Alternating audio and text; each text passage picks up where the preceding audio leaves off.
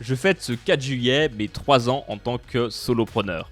L'occasion de faire un petit retour d'expérience sur 2 façons de travailler qui sont complètement opposées et que d'ailleurs on oppose tout le temps. Le patron de PME contre Tim Ferriss. La semaine de 4 heures a déchaîné les foules. Sorti en 2007, c'est l'un des livres les plus cultissimes de l'entrepreneuriat dans le monde entier. Lorsque j'ai lancé mon entreprise le 4 juillet au matin, le jour même, je suis allé en librairie pour l'acheter. Alors que je lisais absolument jamais. Généralement, quand vous demandez à un entrepreneur du web quel livre t'a le plus inspiré, vous devez ajouter à la question à part la semaine de 4 heures. Si vous ne l'avez pas lu, vraiment, c'est pas juste un truc à la mode, ça vaut le détour. Au-delà du titre aguicheur, le livre vous met dans une bonne dynamique pour démarrer. Ça sert à rien déjà de tout faire soi-même et certaines actions ont bien plus de valeur que les autres. Comprendre ça au tout début de votre carrière est un déclencheur énorme puisque vous allez le garder en tête toute votre vie. Et si ce livre a aussi bien marché, le titre provocateur y est bien pour quelque chose. Dans le monde d'hier, on avait l'image du patron de PME débordé qui travaillait 70 heures par semaine, arrivant tôt au bureau le matin et partant dernier le soir. Et c'est d'ailleurs particulièrement vrai en France. La semaine de 4 heures nous plonge dans la vie de Tim Ferriss, l'auteur qui est passé d'un business chronophage et stressant à l'automatisation, la délégation poussée à son paroxysme. Il y a un message caché derrière la semaine de 4 heures. Un jour, Oussama Ammar, le CEO du fonds d'investissement The Family, rencontre Tim Ferriss et lui demande « Est-ce que tu travailles vraiment 4 heures par semaine ?» Et lui il répond « No, it's a fucking nightmare !» Le but n'est évidemment pas de diminuer sa semaine de travail à 4 heures pour ne rien faire. L'objectif est de vagabonder sur diverses occupations, projets, voyages ou activités qui n'auraient pas forcément de but lucratif. En France, nous avons une culture du travail comme un labeur. Il faut travailler dur pour réussir et on ne fait pas toujours ce qu'on veut dans la vie après tout. La semaine de 4 heures a amené la philosophie inverse. On peut faire tout ce qu'on veut en créant un business qui tourne sans nous. On se retrouve avec, du coup, 2 camps. Celui des travailleurs hardcore, appelés hustle dans le jargon, et celui de ceux qui préfèrent les activités au travail. Ces dernières années, j'ai expérimenté les 2, et j'aimerais vous raconter tout ce que j'ai appris, ma vision des choses aujourd'hui. Parlons d'abord de la semaine de 4 heures. Comment ça marche et comment on y arrive ? Alors j'ai jamais atteint le niveau de Tim Ferriss pour 2 raisons. Premièrement, mon business n'était pas assez gros. En tant que solopreneur lancé depuis moins de 3 ans, je n'avais pas encore la trésorerie pour déléguer l'intégralité de mon travail. Et d'ailleurs, je n'en avais pas envie. En tant que prestataire ou consultant, c'est important pour moi d'être présent pour mes clients. Et je voulais me différencier justement par mon suivi client. J'ai donc mis en place une alternative. Travailler le moins d'heures possible dans ma journée. Et on se rend pas compte, mais faire ça demande beaucoup de discipline sur 2 points. Premièrement, vous devez éliminer sans aucune pitié tout ce qui n'est pas important. Quand on se lance sans aucune méthode, on se retrouve très vite avec une to-do list énorme, longue comme le bras, et on n'en vient d'ailleurs jamais à bout.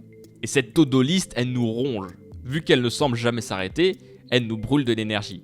Elle active plein de boucles dans notre tête. J'ai ça à faire, mais j'ai aussi ça, et au pire moment, vous pensez « Ah mince, je me suis pas occupé de ce truc qui était super important ». Ce qui vient d'ailleurs de m'arriver au moment où j'enregistre cette phrase. Pensez à appeler mamie. Voilà. Comme vous le voyez, j'ai une vie palpitante. Mais revenons à notre to-do list. Le pire, c'est que chaque soir, vous avez l'impression d'avoir failli. Vu que votre liste est encore pleine, vous n'avez pas encore ce sentiment de réel accomplissement. L'idée est donc d'opérer la méthode inverse du tueur en série. Détruisez toute tâche qui n'est pas importante. Demandez-vous simplement, qu'est-ce qui ferait qu'à la fin de ma journée, j'aurai concrètement et réellement avancé sur mon objectif numéro 1. Vous allez ressortir une grande idée, une grande tâche, votre mission du jour. Votre seul objectif est bien plus clair tout d'un coup. Vous avez une chose à faire à tout prix et tout le reste est bonus. Isolement et focus absolu sont nécessaires pour y arriver.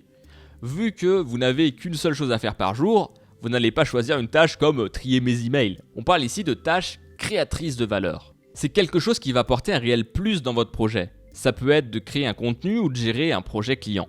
Pour mener à bien votre mission, vous devez absolument être concentré dessus du début à la fin. Votre seule mission est d'arriver à bout de cet objectif. Rien d'autre ne compte. Oubliez les coworking, oubliez le téléphone, oubliez les notifications, oubliez Facebook et YouTube. Vous devez absolument vous forcer à commencer et terminer cette tâche de A à Z, quoi qu'il arrive. De cette façon, vous allez être bien plus concentré et attentif sur le projet en question. Chaque distraction est un obstacle énorme à la réussite de votre journée. Alors soyez extrême dans votre processus. Ne parlez à personne et ne prenez des pauses que si c'est réellement nécessaire. Vous allez accomplir des tâches efficacement et en un temps record. Dans mon exemple, lorsque j'étais réalisateur indépendant, je passais parfois plusieurs journées à monter une vidéo. En étant absolument focus sur cette tâche, j'arrivais à un beau résultat en 2 ou 3 heures seulement. Et même si ça m'avait pris moins de temps, le résultat était bien meilleur qu'avant. En effet, on pouvait constater pas mal de coquilles sur mes montages les fois où je montais sur plusieurs jours d'affilée, tout simplement parce que je procrastinais et que je n'étais qu'à moitié concentré. Une fois votre mission du jour accomplie, vous pouvez considérer votre journée comme terminée. C'est une méthode intéressante et qui fonctionne parce qu'elle vous force à accomplir des tâches difficiles et importantes pour développer votre projet. Parfois, quand on est en roue libre, on procrastine. On trouve plein d'excuses et à nous entendre, on est toujours super occupé, on n'a vraiment pas le temps là. Cette simple raison devrait justifier une remise en question sur votre journée de travail. Est-ce que chaque jour vous faites réellement un pas en direction de votre objectif ou non? Et si la réponse n'est pas systématiquement oui, alors cette méthode vous permet de vous focaliser sur ce qui est important. Et juste ça. Maintenant prenons le chemin totalement opposé. 10 heures par jour. Pourquoi et comment tenir le rythme? La raison pour laquelle je suis passé d'une journée d'environ 2 à 4 heures de travail par jour à 10 heures est totalement stupide. On parle beaucoup d'habitude, mais vous allez voir que ça n'a rien à voir avec ça. Un jour, j'ai dormi chez un ami qui travaille en grande distribution et il commençait le lendemain à 6 heures du matin. Il m'a donc ramené en voiture vers cette heure-là. Je lui ai demandé de me poser au coworking où je travaillais, qui s'appelle Au Village, ça juste à Rambert. S'il y en a qui sont dans le secteur, je vous recommande chaleureusement. J'ai redécouvert l'ambiance du matin. Se lever tôt, écouter le silence, prendre le temps de prendre le temps. La philosophie est totalement opposée à l'idée précédente. Vous avez beaucoup plus de temps dans votre journée. L'idée de priorisation est toujours, elle, présente. Chaque matin, je fais un plan de la journée. 2 à 3 tâches y sont inscrites dans un ordre à respecter. Le critère, je dois réaliser en priorité les choses qui auront un impact sur le temps long, jusqu'à arriver aux tâches à court terme. Je commençais donc mes journées entre 6h et 7h30 du matin pour finir en général entre 18 et 19h le soir. La clé pour tenir est tout autre, être entouré. Travailler dans un coworking me permettait de reposer mon esprit durant les pauses bien méritées et de me rebooster en cas de baisse de régime ou de motivation. Votre journée est progressive et vous faites bon usage de votre volonté. La volonté est comme une jauge d'énergie et du coup elle serait au maximum le matin. Vous puisez donc une bonne quantité de volonté pour accomplir des tâches difficiles le matin et puis vous redescendez en énergie au fil de la journée pour finir sur des tâches plus petites et plus faciles à réaliser. L'avantage de cette méthode par rapport à l'autre, c'est qu'on a vraiment le temps de travailler en profondeur sur son business. On fait place au temps long tout en assurant une bonne gestion du quotidien. On apprend à travailler de manière efficace et efficiente, tout en régénérant notre énergie mentale, sociale grâce à notre entourage. Là où la méthode précédente vous demande une isolation totale. Le revers de la médaille, c'est que vous devez quand même gérer la fatigue. Ça ne sert à rien de vous forcer à vous lever à 6h du matin si vous avez besoin de dormir un peu plus exceptionnellement. Vous devez quand même être raisonnable. Vous devez également prendre de vraies pauses durant la journée. Le soir, vous êtes généralement très fatigué et vous ne faites pas grand chose à part aller dormir rapidement. Les journées passent assez vite mais vous permettront d'accomplir beaucoup. Vous êtes tout le temps dans l'action et tout le temps dans la production. L'environnement est donc très important pour tenir sur la durée. Alors, quid de l'entre-deux? Est-ce qu'il est possible de mixer une journée de 4 heures et de 10 heures dans la même semaine? Moi je suis pas convaincu. En tout cas, pas régulièrement. Vous pouvez faire de très courtes journées certains jours et en faire des plus longues sans forcément que votre environnement ait eu un impact significatif sur vos résultats.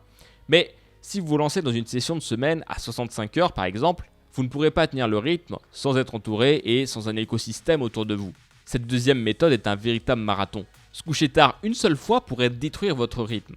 Soyez donc vigilant. Vous pouvez essayer les semaines à 65 heures sous forme de sprint. Pendant X semaines, vous allez tenir le rythme puis repasser à un mode de vie peut-être plus normal. En fait, il n'y a pas de secret. Si travailler efficacement est la base de toute méthode, si vous combinez ça avec beaucoup d'heures, vous aurez des résultats démultipliés. J'ai atteint des objectifs que je n'aurais pas pensé atteindre en quelques semaines grâce à cette méthode. Soyez simplement vigilant avec votre corps et la gestion de votre fatigue. Soyez conscient également que casser le rythme une fois va rendre la reprise très difficile. Vous devez donc également être prêt à le faire socialement. Au final, pourquoi est-ce qu'on est condamné à travailler plus de 4 heures par semaine, quoi qu'il arrive? Voici une petite note pour terminer cette vidéo sur la productivité. Je pense fondamentalement que si vous voulez vivre la semaine de 4 heures et que si vous y arrivez, vous allez avoir un sérieux problème. Réussir à travailler 4 heures par semaine demande une grosse maîtrise de la délégation et avoir un business bien construit. Généralement, ceux qui font des bons business sont passionnés par ça. Vous aurez donc forcément envie de vous replonger dans de nouveaux projets entrepreneuriaux par la suite. C'est quasiment certain. Alors ne voyez pas la semaine de 4 heures comme une finalité ou un objectif. L'important est d'avancer sur vos objectifs de long terme. Et c'est seulement ça qui feront des résultats à l'avenir. Si la première méthode dont j'ai parlé dans cette vidéo vous intéresse et que vous voulez être plus en profondeur sur ce sujet et sur mon retour d'expérience, j'ai créé un podcast avec mon ami Wesley qui s'appelle Systemator, dans lequel on parle de productivité lorsqu'on est créatif. Et cet épisode parle de la radicalité productive, c'est le nom que j'ai posé à ce premier concept que je vous ai présenté ici. On en parle longuement dans l'épisode, donc si ça vous intéresse, le lien est dans la description de cette vidéo. Pensez à mettre un petit pouce bleu et à vous abonner à la chaîne pour ne manquer aucune vidéo. Je vous remercie. Si vous avez des questions supplémentaires ou que vous voulez partager votre expérience, eh bien les commentaires YouTube sont là pour ça. Et je vous dis à la prochaine. Ciao.